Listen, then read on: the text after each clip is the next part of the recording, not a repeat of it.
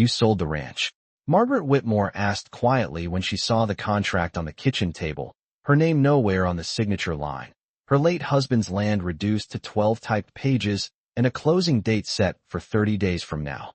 Daniel stood by the window, arms folded, staring out at the north pasture where the fence line stretched nearly half a mile toward the cottonwoods, and Claire stood beside him, calm and composed, as if she were presenting a sensible household budget instead of the end of a family legacy. The morning light poured through the wide farmhouse windows, catching dust in the air and settling over the worn oak table that had hosted 40 years of Sunday dinners, school projects, and branding maps. Margaret did not raise her voice. She did not reach for the papers. She simply looked past them, beyond the gravel driveway and the red barn Thomas had painted every spring, to the rolling Montana fields that had belonged to the Whitmore family for 3 generations. Nearly 800 acres of grazing land, 2 wells drilled by Thomas's father, a windmill that still creaked in the afternoon breeze. Every inch of it carried memory, not market value. Claire cleared her throat first, explaining property taxes, maintenance costs, the opportunity from a developer out of Denver, the fairness of a strong offer per acre. Her words were measured, almost rehearsed. Daniel added that it was time to think about the future, about efficiency, about investments that made sense. Margaret listened as though they were discussing a minor repair to the tractor rather than a contract that would erase her life's work. She remembered Thomas standing in this very kitchen years ago, wiping sweat from his brow after repairing a fence in 90-degree heat, saying, "This land stays in the family, Maggie. It outlives us." She remembered Daniel at 6 years old, gripping the saddle horn with small, determined hands as he learned to ride, his boots barely reaching the stirrups. Back then, the ranch was not a burden. It was identity. It was history. It was promise. Claire stepped closer to the table and slid the contract forward, pointing to Daniel's signature already inked in blue. Margaret noticed how steady his handwriting looked. No hesitation. No visible doubt. The closing date was circled neatly. 30 days. After that, the pastures would belong to strangers who would likely divide them into parcels and paved roads. A subdivision where cattle once grazed. Margaret felt the weight of her years settle gently on her shoulders, but not as weakness, as clarity. She folded her hands in front of her, her wedding band catching a thin strip of sunlight. "I see," she said, her voice even, almost thoughtful. Claire seemed relieved by the lack of protest. Daniel shifted his stance, perhaps expecting tears or anger. Instead, Margaret gave a small nod and looked once more toward the horizon where the grass moved like waves under the wind. She did not argue. She did not plead. She simply absorbed the reality that her son had been convinced this was progress. And as silence filled the kitchen, stretching longer than either of them expected, Margaret allowed herself a faint, controlled smile, the kind that does not signal surrender but calculation. And in that stillness, though neither Daniel nor Claire recognized it, the first mistake had already been made. The house felt larger that evening, as if the walls themselves had stepped back to observe what would happen next. Margaret rose before sunrise the following morning, as she had done for more than 40 years, and brewed coffee in the same dented steel pot Thomas had once refused to replace because it still worked just fine. She carried her mug out to the porch and sat in the wooden rocker facing the east pasture, watching the first lights stretch across the grass. 800 acres rolled outward from that porch, a landscape shaped by drought seasons, branding days, and countless repairs to broken fence posts after winter storms. The air carried the faint scent of hay and cold earth. Nothing about the land suggested it was 30 days away from belonging to someone else. Inside, she heard Daniel and Claire speaking in low tones. Claire's voice drifted through the screen door, precise and practical, discussing moving timelines and real estate paperwork. She spoke about square footage and development plans, about projected property values within 5 years. Daniel responded with uncertainty at first, then steadiness, as though he was convincing himself as much as anyone else. Margaret did not interrupt them. She rose from the rocker and walked toward the barn, boots pressing into the gravel drive that Thomas had leveled by hand decades earlier. The barn door groaned as she slid it open. Dust floated in narrow beams of light between the rafters. The horses lifted their heads when she entered, recognizing her quiet steps. She ran her hand along the flank of the oldest mare, feeling the warmth beneath her palm. Animals did not measure land in dollars per acre. They responded to care, routine, and familiarity. Margaret moved methodically through her morning chores, checking water troughs, examining fence lines along the southern boundary, calculating in her mind the cost of repairs she had overseen herself when Daniel lived in town and visited only on weekends. She remembered the winter Thomas had nearly lost the north field to flooding and how they had stood together in waist-deep water reinforcing the bank with sandbags. No contract mentioned those winters. No appraisal captured that kind of labor. When she returned to the house, Claire was seated at the kitchen table with a laptop open, sunlight reflecting off the screen. Daniel looked tired but resolved. Margaret washed her hands at the sink and dried them carefully on a faded towel. She asked simple questions about the timeline, about the closing process, about the buyer's inspection. Claire answered with polite confidence, explaining contingencies and earnest money deposits. Daniel avoided meeting his mother's eyes. Margaret noticed every detail. She noticed how quickly decisions had been organized, how prepared Claire seemed with printed documents and scheduled calls. This was not an impulsive choice.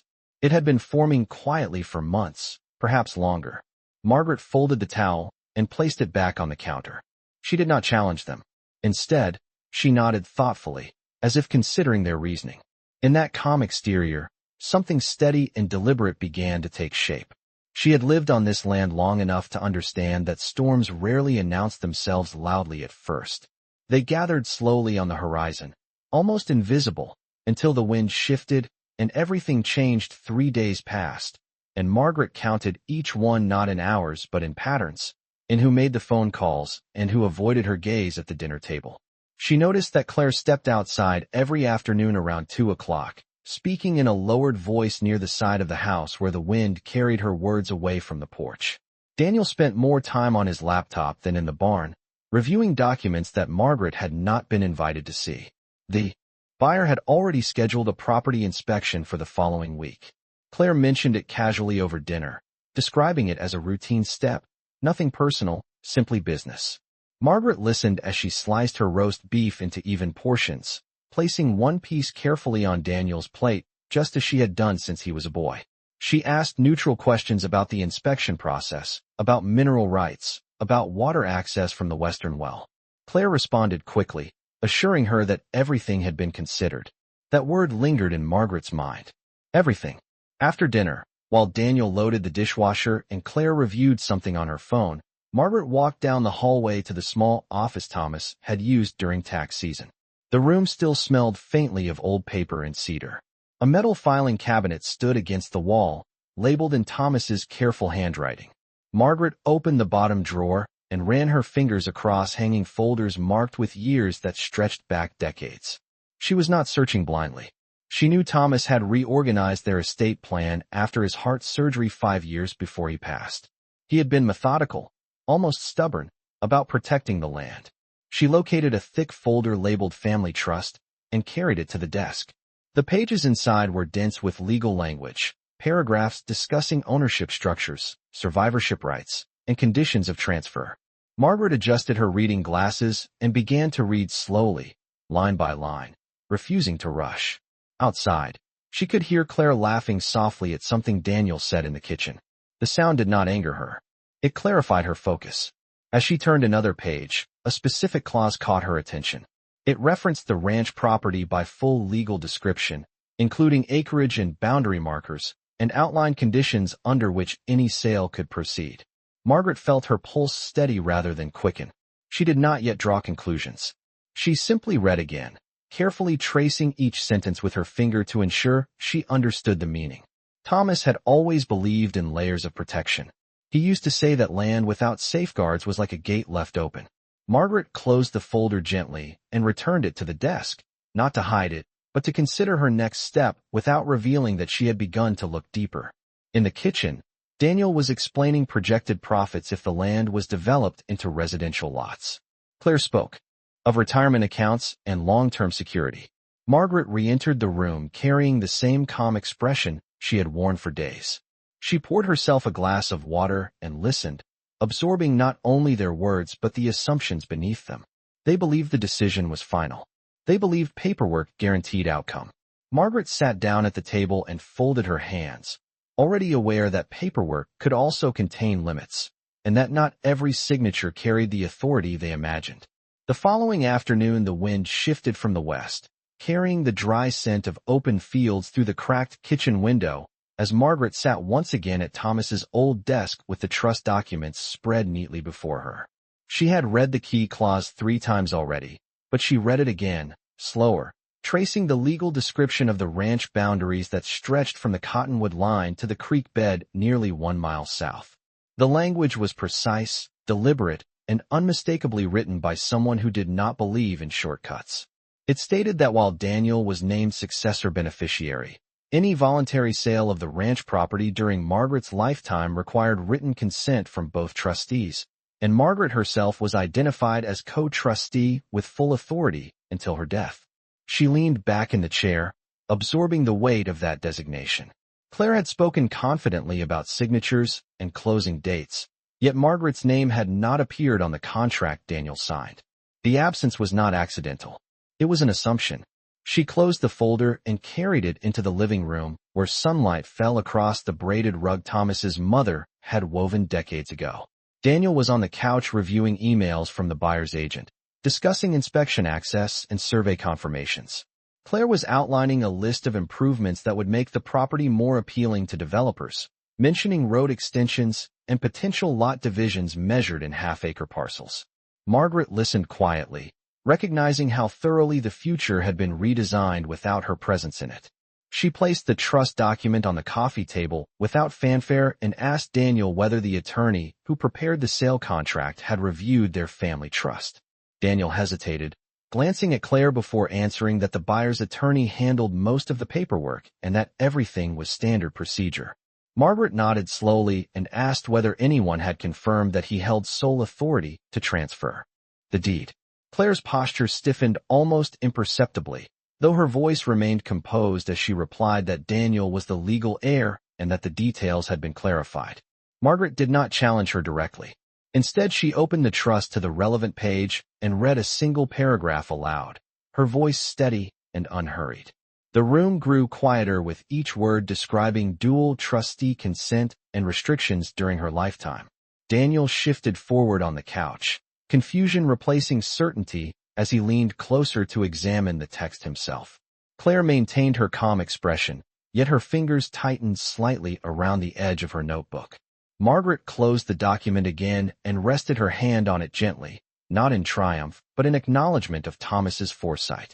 She did not accuse them of deception. She simply stated that before any inspection or closing date moved forward, she would need to speak with their original estate attorney to confirm the interpretation. The statement was not dramatic. It was procedural, yet the air in the room felt different, as if the balance had shifted by a few careful inches. Outside, the windmill creaked steadily against the horizon, turning at its own pace, indifferent to plans drawn up in city offices. Margaret rose from her chair and walked toward the kitchen to prepare supper, leaving the trust document on the table as quiet evidence that the story of the ranch was not as simple as a single signature on a contract. The next morning Margaret made the call before breakfast, dialing the number she had memorized years ago when Thomas first established their estate plan, and when Harold Bennett answered with the same steady baritone she remembered. She introduced herself without hesitation and asked for a meeting as soon as possible. She did not mention conflict. She simply said there were documents that required clarification. By noon she was seated in his modest office in town, a brick building that overlooked Main Street, where pickup trucks lined the curb and the hardware store sign still creaked in the wind. Harold adjusted his glasses and reviewed the trust agreement page by page, his finger pausing at the same clause Margaret had read repeatedly the night before. He confirmed what she already suspected. As long as she was alive and legally competent, no voluntary sale of the ranch could proceed without her written consent as co-trustee. Daniel's signature alone was insufficient. The contract might express intent, but it did not transfer authority. Margaret listened without visible relief. She asked measured questions about enforcement, about whether an external buyer could challenge the restriction, about the legal standing of the clause in Montana courts. Harold answered carefully, explaining that the language was clear and intentionally structured to prevent exactly this situation. Thomas had insisted on it after witnessing neighboring properties divided and sold under family pressure. When Margaret left the office, she carried a certified copy of the trust and a written summary from Harold outlining her rights and obligations. The sky above town was wide and unbroken, the kind of open blue that made distances feel honest. Back at the ranch, Claire was organizing folders at the kitchen table while Daniel spoke on the phone with the buyer's agent about scheduling the property inspection for Friday morning. Margaret set her purse on the counter and poured herself a glass of iced tea before sitting down across from them. She did not announce victory. She simply informed Daniel that she had met with their original estate attorney and that, according to the trust, any inspection related to a pending sale required approval from both trustees. Daniel looked startled, then uncertain, as if he had just discovered a detail he should have known. Claire responded calmly at first, suggesting there might be alternative interpretations, that perhaps the clause applied only under specific circumstances. Margaret placed the certified copy on the table and slid it forward. The official seal reflected the afternoon light. She explained, in an even tone, that she was not refusing discussion about the future of the ranch, but she would not allow a binding sale to move forward without full review and agreement. Daniel rubbed his forehead, caught between ambition and obligation. Claire's composure thinned slightly, though she maintained polite language, emphasizing financial opportunity and long-term security. Margaret listened, then repeated a single sentence. Until proper consent was granted, no sale would proceed. Outside, a gust of wind moved through the tall grass, bending it in one direction before allowing it to rise again. Inside the farmhouse, the balance had shifted more clearly now. The timeline that once seemed fixed at 30 days was no longer certain. Margaret stood and began preparing dinner as usual, measuring ingredients with steady hands, aware that she had not raised her voice or accused anyone of wrongdoing. She had simply stepped into the authority that had always been hers, and for the first time since the contract appeared on the table, Daniel and Claire understood that the land was not as easily transferred as they had believed. The inspection was canceled the next morning, and the silence that followed felt heavier than any argument could have been. Daniel made the call to the buyer's agent himself, explaining that there were unresolved trust matters that required clarification before any further steps could proceed. His voice carried through the kitchen, steady but restrained, as if he were adjusting to a reality he had not anticipated. Claire stood near the sink, arms folded, watching Margaret move calmly between the stove and the counter as though nothing unusual had occurred. Breakfast was prepared the same way it always had been, with eggs cooked in a cast-iron skillet and toast laid neatly on a chipped white plate. Routine became Margaret's quiet declaration that stability did not shift simply because plans had. After Daniel ended the call, he remained at the table, staring at the wood grain as if it might offer direction. Claire spoke first, suggesting that perhaps the trust could be amended, that circumstances had changed since Thomas drafted it, that flexibility was reasonable. Her tone was measured, careful not to sound confrontational, but beneath the words was urgency. Margaret poured coffee into 3 cups and placed them gently on the table. She did not dismiss the idea of amendment outright. Instead, she asked a simple question about timing and intention, reminding them that the trust was created specifically to prevent hasty decisions influenced by temporary pressures.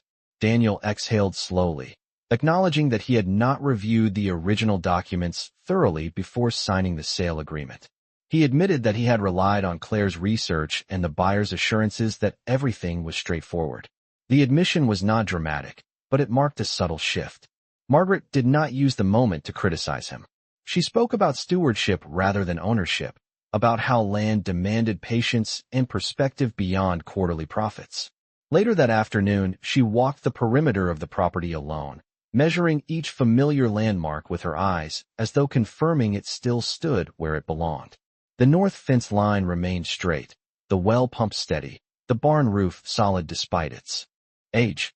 She considered the difference between improvement and replacement. Some structures required maintenance, others required protection. When she returned to the house, she found Claire drafting an email at the table, likely exploring legal pathways to revisit the transaction. Daniel looked conflicted, caught between respect for his mother and loyalty to his wife. Margaret sat across from them and explained that she intended to schedule a formal meeting with Harold Bennett present, so that all interpretations could be discussed transparently. She emphasized that this was not about control, but about honoring the legal structure Thomas had established. Claire responded that she only wanted security for their future. Margaret acknowledged that desire without surrendering her position. The evening settled quietly over the ranch, the sun lowering behind the western ridge and casting long shadows across the pasture. In that fading light, the question was no longer whether the land could be sold easily. The question had become whether Daniel understood what it meant to inherit something that required more than a signature to possess. The meeting was scheduled for Thursday at 10 in the morning in Harold Bennett's office on Main Street, and Margaret arrived 5 minutes early, dressed in the same navy cardigan she had worn to every important appointment for the past decade. Daniel and Claire walked in together a few moments later, their expressions composed but guarded. Harold greeted them politely and gestured for everyone to sit at the long oak conference table where neatly stacked folders waited. Sunlight filtered through the blinds, casting narrow stripes across the paperwork that would decide the direction of 800 acres of land. Harold began by outlining the structure of the family trust in clear, steady language, explaining the purpose Thomas had articulated when drafting it. He spoke about continuity, about safeguarding property from impulsive liquidation, about ensuring that decisions affecting the ranch required deliberate agreement between trustees. Daniel listened with increasing stillness, his hands clasped together on the table. Claire maintained her professional tone, asking whether amendments were possible and under what conditions a co-trustee could be removed. Harold responded that amendments required mutual consent and that removal provisions were limited and bound by strict legal standards. Margaret did not interrupt. She allowed the legal framework to speak for itself. When Harold reviewed the specific clause regarding voluntary sale during her lifetime, he confirmed once more that without Margaret's written authorization, the transaction Daniel initiated could not proceed. The buyer would be notified that the contract lacked full authority and therefore could not close. Claire shifted slightly in her chair, her confidence thinning but not disappearing. She suggested that financial realities might justify revisiting the trust's terms. Margaret finally spoke, her voice calm and measured, explaining that financial discussions were welcome, but they would not occur under pressure or assumption. She reminded Daniel that the ranch had survived droughts, fluctuating cattle prices, and economic downturns without being divided. Selling was not the only path to security. Harold then asked Daniel directly whether he wished to proceed with canceling the existing agreement formally. The question lingered in the room.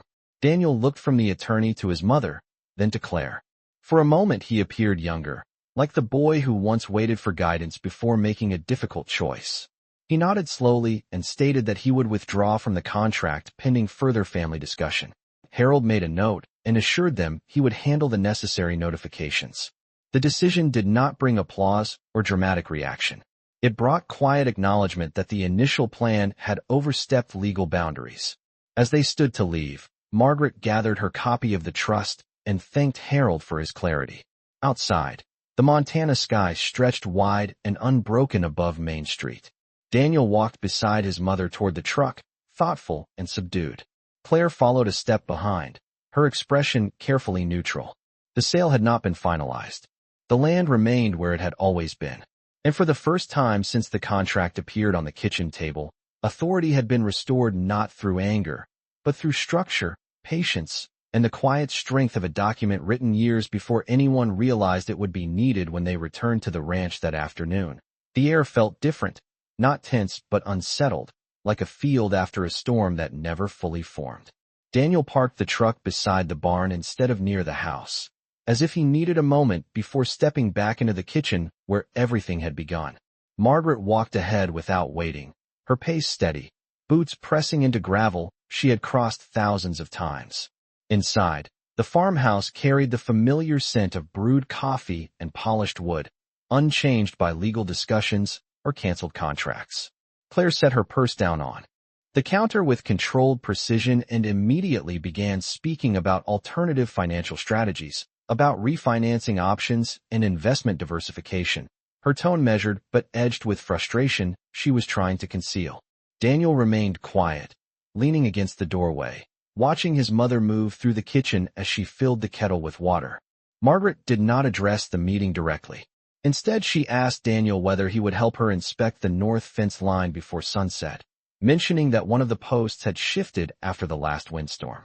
He hesitated, then agreed. Claire stayed inside, her laptop open at the table, likely reviewing numbers and projections that no longer aligned with the certainty she had displayed days earlier. Out in the pasture, Daniel walked beside his mother in silence for nearly a quarter-mile before speaking. He admitted that he had believed selling was the responsible choice, that the offer seemed practical, that he wanted to prove he could manage the estate effectively. Margaret listened without judgment. She explained that responsibility was not measured solely by liquidity. It was measured by understanding what one had been entrusted to protect. They stopped at the leaning fence post, and Daniel steadied it while Margaret held the new stake in place. The physical work grounded the conversation. She told him that ambition was not wrong, but haste could erode foundations built over generations. Daniel nodded slowly, absorbing the weight of that truth more fully than he had in the attorney's office. When they walked back toward the house, the sun was lowering behind the western ridge, casting long shadows across the grass. Inside, Claire's composure had thinned further. She asked directly whether Margaret intended to block any future sale indefinitely. Margaret answered calmly that she intended to review every proposal thoroughly, and that any decision would prioritize legacy as much as profit. Claire responded that legacy did not pay property taxes. Margaret replied that neither did regret. The words were not sharp, but they carried finality. That evening, dinner was quieter than usual, each person aware that something fundamental had shifted. The ranch was no longer an assumed asset ready for conversion. It had become a test of alignment, of values measured not in dollars per acre, but in patience and foresight. As darkness settled over the fields and the windmill turned steadily against the twilight sky, Margaret understood that the legal battle had been only the first layer. The deeper reckoning was still unfolding within her own family, and it would require the same steadiness she had relied on to hold the land together for decades. The following Sunday morning dawned clear and cool, with a thin layer of mist stretching across the lower pasture as Margaret stepped onto the porch carrying her coffee. The events of the past week had settled into a quiet understanding that no one spoke about directly, yet everyone felt. Daniel had withdrawn from the contract formally, and the buyer had acknowledged the cancellation without further dispute. Claire moved through the house with composed efficiency, but the urgency that once filled her conversations had softened into cautious restraint. Margaret sat in her wooden rocker and watched the sunlight roll slowly over the 800 acres that had defined her marriage, her motherhood, and her sense of purpose. She knew the legal matter was resolved for now, but permanence required more than a temporary pause. Later that afternoon, she asked Daniel and Claire to join her at the kitchen table. The trust documents lay neatly arranged beside a fresh notepad. Margaret explained that she had met once more with Harold Bennett to discuss strengthening the structure Thomas had created. She informed them that she intended to establish an additional conservation easement on a portion of the ranch, ensuring that even future generations could not subdivide certain core acres near the barn and creek. Daniel listened carefully, absorbing the implication that the land would remain protected beyond immediate financial temptation. Claire asked practical questions about tax implications and long-term liquidity. Margaret answered calmly, describing how managed grazing leases and selective timber rights could offset expenses without sacrificing ownership. She emphasized that this was not an act of punishment or defiance. It was a continuation of stewardship. She then announced that Daniel would remain successor trustee, but only after completing a formal review of the trust with the attorney and demonstrating full understanding of its responsibilities. The condition was not harsh. It was instructional. Daniel nodded, recognizing the trust placed in him carried expectations deeper than profit margins. Claire's expression remained controlled, yet it was clear she understood that decisions regarding the ranch would no longer move forward without deliberate consensus. As evening approached, Margaret walked once more to the highest point of the property where Thomas had proposed to her more than 40 years ago. The wind moved steadily across the grass, bending it in quiet rhythm. She did not feel triumphant. She felt steady. The ranch remained intact not because she had argued louder, but but because she had understood the framework built to protect it. Below her, the barn stood firm, the fence line straight, the wells still drawing water from deep beneath the soil. The land had not been sold.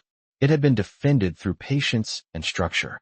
And as the sun lowered behind the western ridge, casting gold across the fields, Margaret understood that legacy